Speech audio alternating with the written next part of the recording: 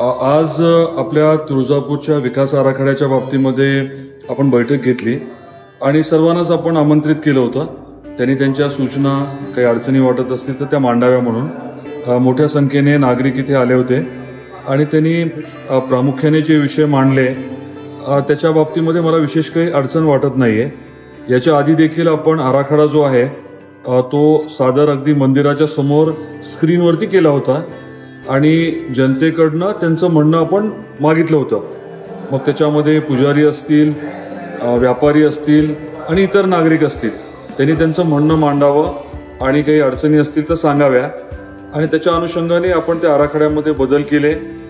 मध्ये इलेक्शनच्या पिरियडमध्ये स्वाभाविकच आहे की काम होऊ शकलं नाही आणि मुख्य मागणी जी होती ती म्हणजे महाद्वाराच्या जवळच दर्शन मंडप व्हावा आणि ज्या पद्धतीने भाविक आज महाद्वाराच्या मधून आत जातात तेच साधारण पाळावं. तांत्रिकदृष्ट्या थोड्या अडचणी होत्या, परंतु लोकांची इच्छा होती त्या पद्धतीने सर्व इंजिनियर्स आणि आपले सल्लागार जे आहेत त्यांनी योग्य पद्धतीने तो आराखडा तयार केलेला आहे. आरजवाडीच्या बाबतीमध्ये काही लोकांचं मत होतं की तिथे जास्त काही भानगडीत पडू नका आणि तिथल्या लोकांचंही म्हणणं होतं.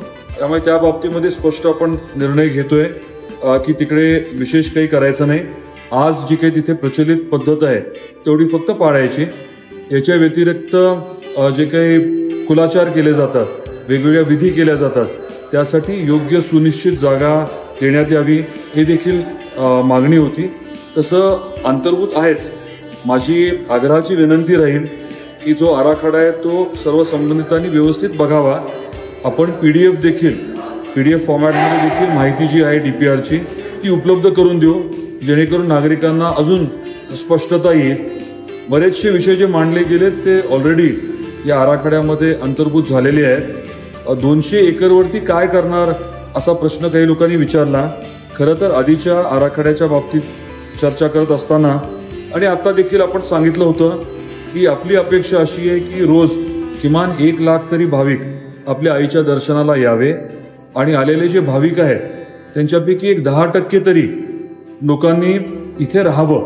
आपल्या तुळजापूरमध्ये 1-2 दिवस जर भाविक राहू शकला कुटुंबासह तर स्वाभाविकच आहे की इथल्या अर्थकारणाला प्रचंड चालना मिळणार आहे आणि आमचा साधारण अंदाज आहे की 20-1 हजार तरी भाविक पुढच्या काळामध्ये कुठल्याही एका दिवशी रात्री मुक्कामाला तुळजापूरला राहतील आणि त्या अनुषंगाने आपल्याला सोय करायची.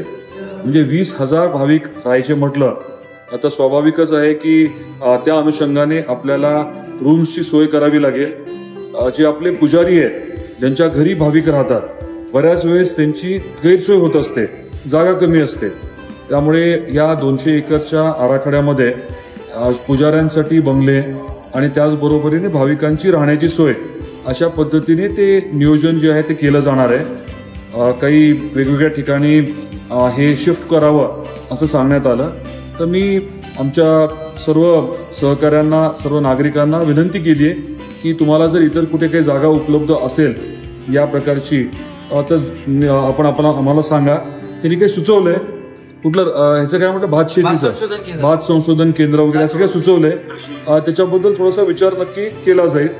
पण आता इलेक्शन झाले म्हटल्यानंतर स्वाभाविकच आहे बऱ्याच जणांची इलेक्शन लढण्याची इच्छा असणार, राजकारण तापणार, हे सगळं बरोबर आहे. पण आपल्याला आपल्या केंद्र सरकारने पैसे उपलब्ध करून दिलेत. आपल्याला राज्य सरकार जो आहे मोठ्या प्रमाणामध्ये निधी देतोय. केंद्र आणि राज्य सरकारची ताकद आपल्या पाठीशी आहे. आपल्या पंतप्रधान महोदयांनी आपल्याला रेल्वे दिली आहे, लवकरच रेल्वे इथे येणार आहे.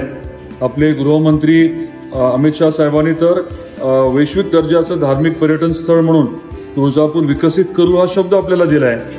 त्यामुळे एवढं सगळं आपल्या पाठीशी बळ असताना तुळजापूरकरांनी देखील इतर काही विषय जे आहेत ते बाजूला ठेवून ही जी संधी आहे एक वेगळा इतिहास निर्माण करण्याची ती संधी त्यांनी सोडू नये.